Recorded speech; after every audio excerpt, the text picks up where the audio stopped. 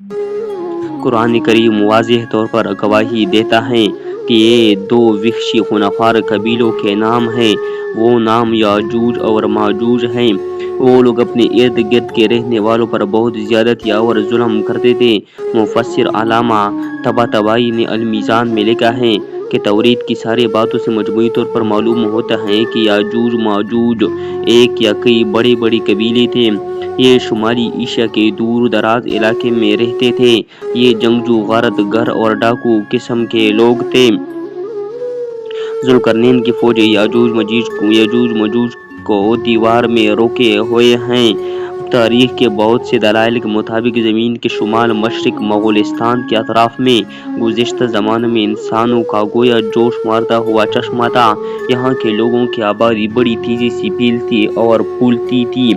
آبادی زیادہ ہونے پر یہ لوگ مشرق کی سمت یا نیچے جنوب کی طرف چلے جاتے تھے اور سیل روا کی طرح ان علاقوں میں پھیل جاتے تھے اور پھر تدریجاً وہاں سکونت اختیار کر لیتے تھے۔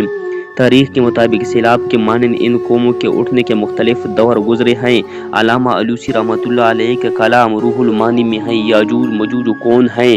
لوگوں نے اس میں کلام کیا ہے کہ یاجوج ماجوج کون لوگ ہیں۔ جمہور علماء تفسیر و حدیث کا قول یہ ہے کہ یاجوج ماجوج بنی نوح انسان کی دو قوموں یا دو قبیلوں کے نام ہیں۔ آدم علیہ السلام و یافس بن نوح علیہ السلام کی نسل سے ہیں جو ترک کا جد اعلیٰ ہے، اور ترک اس خاندان کی ایک شاخ ہیں جو صد ذوالقرنین کے اس طرف ترک کر دیے گئے تھے، یعنی چھوڑ دیے گئے تھے۔ گویا کہ لفظ ترک متروک سے مشتق ہیں، اور یہ لوگ کافر ہیں اور دوزخی ہیں، اور اس قدر کثیر اور بے شمار ہیں کہ ان میں اور اہل بحشت میں وہ نسبت ہے کہ جو 1 اور 1000 میں ہے۔ میں سابقہ اولئک میں سے جس قدر افراد دوزخ میں جائیں گے، ان تمام کے مقابلے میں اکثریت یاجوج و ماجوج کی ہوگی۔